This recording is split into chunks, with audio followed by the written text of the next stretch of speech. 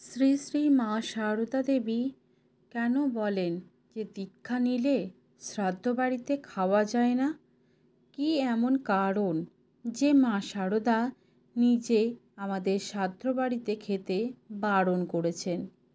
দীক্ষা নেওয়া থাকলে শ্রাদ্ধ বাড়িতে খেলে কি এমন হয়?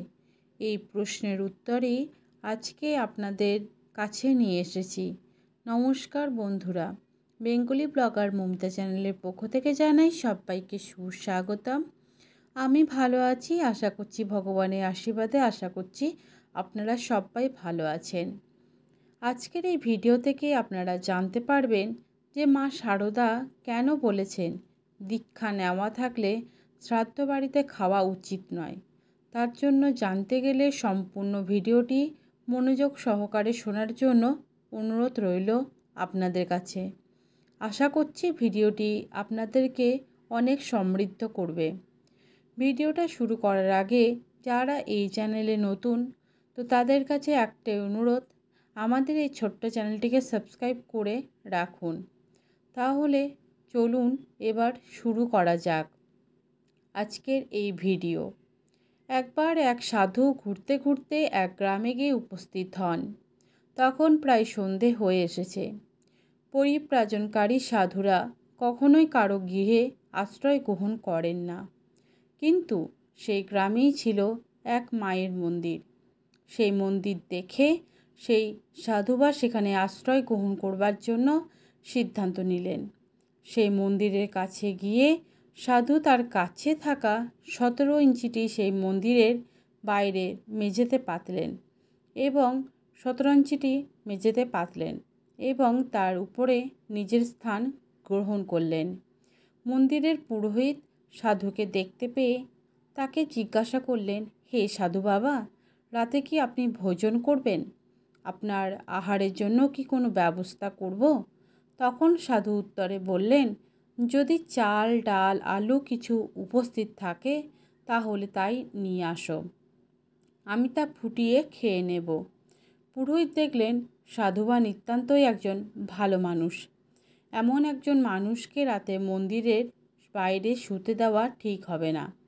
তাই তিনি সাধু বাবাকে বললেন, বাবা, তুমি এক কাজ করো, অনেক তো রাত হলো, তুমি আজ আর বাইরে থেকো না, মন্দিরের ভিতর অনেক জায়গা আছে, তুমি না হয় ভিতরে এসে ঘুমিয়ে পড়ো। পুরোহিত সেই সাধু বাবাকে শুতে দিয়ে তার গৃহের উদ্দেশ্যে রওনা দেয়। অনেক রাতে হঠাৎ সাধু বাবার ঘুম ভেঙে গেল। মন্দিরের অল্প আলোয় সাধু দেখলেন মায়ের গায়ে মহামূল্যবান সব অলংকার রয়েছে। তখন সেই সাধু ভাবলেন, আহা, এত সব গয়নাগাটি, কিন্তু এ সকল গয়না তো মন্দিরের কোনো কাজেই আসবে না। তো আর আমার তো কিছুই নেই, তো এই গয়নাগুলো নিয়ে আমার কোনো না কোনো কাজে লাগবে। এইসব ভেবে তিনি নিজের ঝোলায় মায়ের গয়নাগুলো এক এক করে খুলে ঢুকিয়ে নিলেন। তারপর কম্বল 17 ইঞ্চি সব গুটিয়ে রেখে সাধু বাবা সেখান থেকে হাঁটা দেন। প্রতিদিনের মতো সেদিনও ভোর হলো। পুরোহিত এসে মন্দিরের দ্বার খোলেন মন্দির পরিষ্কার করবার জন্য। মন্দির পরিষ্কার করে ধোয়া মোছা করে তিনি যখন মায়ের সেবা আরম্ভ করলেন, সেই অবস্থায় তিনি দ্বার খুলতে স্তম্ভিত হয়ে দাঁড়িয়ে পড়লেন। সে কি, মায়ের গায়ে একটাও গয়নাগাটি কেন নেই? এবং তার পাশাপাশি মন্দিরে অনুপস্থিত সেই সাধু। এমন কাণ্ড দেখে পুরোহিত মশাই উদ্বেগে চিৎকার শুরু করে দিলেন। পুরোহিতের চিৎকার শুনে গ্রামবাসীরা সেখানে উপস্থিত হয় এবং পুরোহিতের কাছে সম্পূর্ণ বৃত্তান্ত শোনার পর গ্রামবাসীদের মাথায় তার আগুন চেপে বসেছে। তারা যে যা পারল লাঠি, বাঁশ, ইট, পাটকেল সব নিয়ে একত্রিত হলো। তারা ঠিক করলো এরপর যদি সেই সাধুকে তারা সামনে পায় তাকে পিটিয়ে মেরে ফেলবে। কিন্তু সাধু ততক্ষণে আন্দাজ করে ফেলেছিলেন যে তার এই কুকর্মের শাস্তি কী হতে পারে। গ্রামবাসীদের হাতে তিনি যদি কোনো মতে ধরা পড়ে যান তাহলে তার আর রক্ষা নেই। এই ভেবে তিনি প্রাণপণে ছুটতে আরম্ভ করেন। কিন্তু ভোরবেলা যে কোনো সাধারণ মানুষের মতো তার সেদিন মলতে বেগ আসে। এক কুকুরের কাছে গয়না শুদ্ধ ঝোলাটি রেখে তিনি মল ত্যাগ করতে যান। মলত্যাগ করে ফিরে এসে তিনি যখন ঝোলাটির দিকে তাকালেন তখন সাধু বাবা একটু অবাক হলেন। এমন কাজ আমি কি করে করলাম? কেনই বা করলাম? আমি একজন সাধু হয়ে ত্যাগের জীবন যে বেছে নিয়েছি, অথচ আমি মন্দিরে মায়ের গয়না চুরি করে পালিয়ে এসেছি। শেষ পর্যন্ত আমার এই অবনতি, এ হাল কি হয়েছে আমার? আমি তো কোনো দিন স্বপ্নে ভাবিনি যে আমি চুরি করতে পারি। তারপর তিনি নিজেকে বোঝালেন যে যা হয়েছে হয়ে গেছে, তাকে এবার ফিরে যেতে হবে মায়ের কাছে। তিনি যদি মার খান, জেলে যান, তবে তিনি সেই গয়নাগুলো সেই মন্দিরে ফিরিয়ে দেবেন। এই ভেবেই তিনি সেই মন্দিরের উদ্দেশ্যে রওনা দিলেন। অন্যদিকে গ্রামবাসীরা রাগান্বিত হয়ে বেরিয়ে পড়েছেন, কিন্তু তারা দেখতে পান সেই সাধু নিজেই আবার ফিরে আসছে মন্দিরের দিকে। এমন অবস্থা দেখে সেখানে উপস্থিত গ্রামের বিজ্ঞরা বলে উঠলেন, দাঁড়াও দাঁড়াও, তোমরা ওকে আগে মারতে উদ্যত হয় না, আগে একটিবার শুনে নাও ওই সাধু বাবা কি বলতে চায়। ওকে একটা সুযোগ দেওয়া দরকার। সাধু বাবা ততক্ষণে যে ফিরে এসে ঝোলাটি পুরোহিতের কাছে তুলে দিলেন। বললেন, আমাকে মারার আগে পুরোহিত, তুমি একটা কথা আমাকে বলো। আচ্ছা, তুমি কি শ্রাদ্ধে পুজো করো? পুরোহিত বললেন, হ্যাঁ, তা তো অবশ্যই করি। সাধু বাবা উত্তর শুনে তাকে আবার প্রশ্ন করলেন, আচ্ছা, কালকে যে তুমি আমাকে চাল ডাল আলু দিয়ে গেলে, সেগুলি কি শ্রাদ্ধে কাজ করে পাওয়া? পুরোহিত বললেন, হ্যাঁ, এগুলো শ্রাদ্ধের কাজ করে পাওয়া।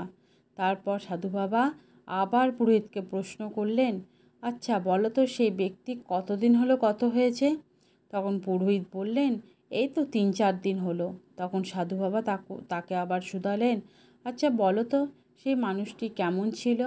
পুরোহিতের উত্তর দেওয়ার আগে গ্রামবাসীরা বলতে আরম্ভ করলো, সে তো ভীষণ দুর্নীতিগ্রস্ত লোক ছিল, মহাচোর যাকে বলে।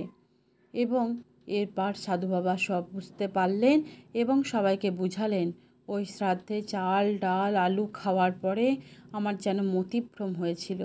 আজ ভোরে মলত্যাগের পরে সেই খাদ্যের দোষ ও প্রভাব থেকে আমার শরীর ও মন মুক্ত হয়। শ্রাদ্ধের অন্যের প্রভাব একটু জড়ালো, কিন্তু আমি এমন কখনো বলছি না যে সব মানুষ খারাপ। কিন্তু যার মৃত্যু হয়েছে তাকে যে অন্ন নিবেদন করা হচ্ছে, সেই অন্ন যখন আমরা গ্রহণ করছি তখন সেই মৃত্যু পথযাত্রীর সব সংস্কার, কামনা বাসনা খাদ্যের দ্বারা খাদ্যকে দ্রুত প্রভাবিত করে। মানুষের যখন মৃত্যু হয় তখন জীবনে যা সে করতে পারেনি, শরীরে যাবতীয় কামনা বাসনাগুলো সেগুলো প্রবল হয়ে ওঠে, কারণ সে অসম্পূর্ণ ইচ্ছাগুলি পূরণ না করে শরীর চলে যাচ্ছে। মৃত্যুর পর তার পেটজনী তখন উপস্থিত থাকে। নিবেদন করা খাদ্যের প্রতি তার প্রচণ্ড লোভ থাকা সত্ত্বেও সেই খাদ্য সে গ্রহণ করতে পারে না, কিন্তু সে তখন তার শরীর থেকে পৃথক হয়ে যাচ্ছে। কিন্তু খাদ্যের সাথে সাথে তার মনের জোরও থাকে। যেমন ধরো, কোনো বাড়িতে গিয়ে অনেক কিছু ভালো মন্দ খাওয়ার পর যদি তোমার মনে হয় তোমার ঠিক তৃপ্তি হলো না বা তৃপ্তি হচ্ছে না, তার কারণ সেই বাড়িতে যে পদ্ধতি উপার্জন করা হয় বা রান্না করা হয় তামসিক, আর সে খাদ্যের ভাব রান্নার সময় খাদ্য প্রবেশ করে এবং পরে খাদ্যের দ্বারা খাদকের শরীরে প্রবেশ করে মনকে প্রভাবিত করে। আবার এমনও হতে পারে, তুমি কোনো বাড়িতে গিয়ে সাদামাটা আলু সিদ্ধ ভাত খেয়েও তুমি তৃপ্তি এবং আনন্দ অনুভব করলো, তাহলে তখন তুমি জানবে ওই বাড়িতে সৎ উপায়ে উপার্জন করা হয় এবং সেই বাড়ি রান্না করা এবং খেতে দেওয়ার সময় ভালোবাসার ভাব নিয়ে কাজগুলো করা হয়। অর্থাৎ খাদ্যের সাথে মনের একটি দৃঢ় সম্পর্ক রয়েছে। সেই বাড়িতে মন দিয়ে খাবার রান্না করা হয়েছে এবং সেই মন দিয়ে খাবার রান্না করা হয়েছে এবং কী মন নিয়ে খাবার পরিবেশন করা হচ্ছে তার উপর নির্ভর করে তার প্রভাব। অর্থাৎ মৃতের প্রতি উৎসর্গ করা খাবারের প্রতি মৃত ব্যক্তির একটি টান রয়েছে বা টান থাকে। তখন সেই খাবার খাওয়ালে মৃত্যুর কামনা বাসনা তোমার ভিতরে প্রভাব ফেলে।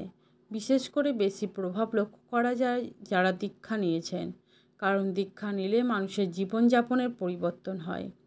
সে ধ্যান করে ঈশ্বর চিন্তায় মগ্ন হয়ে যায়, ফলে তার শরীরে এক প্রকার সাত্ত্বিকতা সৃষ্টি হয়। তাই যে দীক্ষা নিয়েছেন সে ওই খাবারের প্রভাব নিজের ওপরে প্রবলভাবে অনুভব করতে পারে। আবার অনেকে দীক্ষা না নেওয়া সত্ত্বেও ছোটোবেলা থেকে শ্রাদ্ধবাড়ির খাবার খেলে সে প্রভাব অনুভব করতে পারে। অনেক সময় অসুস্থতা বোধ করে। আপনারা জানলে অবাক হবেন, রান্না হয়তো সত্যিই ভালো হয়েছে, ভালোবেসে করা হয়েছে, সে হয়তো শ্রাদ্ধ সম্পর্কে সেরকম কিছুই জানে না, অথচ সেই খাদ্যের প্রভাবে সে অসুস্থতা বোধ করছে। সেই কারণেই দীক্ষা নেওয়ার পর শ্রাদ্ধ বাড়িতে খেতে বারণ করা হয়। কিন্তু শ্রাদ্ধ বাড়িতে যদি কেউ বাইরে থেকে বা দোকান থেকে ফল মিষ্টি এনে দেওয়া যায় সেই খাবার কিন্তু খাওয়া যায়। কিন্তু মৃত ব্যক্তিকে নিবেদন করা খাবার দীক্ষুকদের কোনো রকম গ্রহণ করা উচিত নয়। স্বয়ং শ্রী শ্রী রামকৃষ্ণ দেব এবং মা সারদা দেবী বলেছেন যে এই একই কথা কিন্তু বলে গেছেন যে দেখো, শ্রাদ্ধ বাড়িতে কখনোই অন্ন গ্রহণ করবেন না, কারণ শ্রাদ্ধ বাড়ি যে অন্ন গ্রহণ করলে দীক্ষা নেওয়া মানুষের উপরে এক প্রকার খারাপ প্রভাব পড়ে। তাই দীক্ষিতদের অবশ্যই এই কথা মেনে চলা উচিত। যারা আধ্যাত্মিকতার দিকে নিজেদের উন্নতি করতে চান তারা অবশ্যই এই কথাটি মেনে চলবেন। হিন্দু শাস্ত্রে উল্লেখিত রয়েছে তা বৈজ্ঞানিকভাবে অনেক সত্য, কিন্তু আমরা যে শুধু সেগুলোকে কুসংস্কার ভাবি, কিন্তু সেগুলোর পেছনে অনেক বৈজ্ঞানিক কারণও থাকে যা আমরা জানি না। তবে যাই হোক, শুধু মা সারদা মা নয়, এই রকম অনেক মহাপুরুষ আছেন যারা তারা শিষ্য ভক্তদের শ্রাদ্ধ বাড়িতে খাওয়ার জন্য বারণ করেছেন। আপনারা কি করবেন সেটা আপনাদের নিজেদের উপরেই নির্ভর করছে। জয় মা সারদা মায়ের জয়। তো চলুন ভিডিওটা এখানে শেষ করছি। সবাই ভালো থাকবেন, সুস্থ থাকবেন, সাবধানে থাকবেন। নতুন একটি ভিডিওর সাথে আবার হাজির হয়ে যাব। তো টাটা, বাই বাই।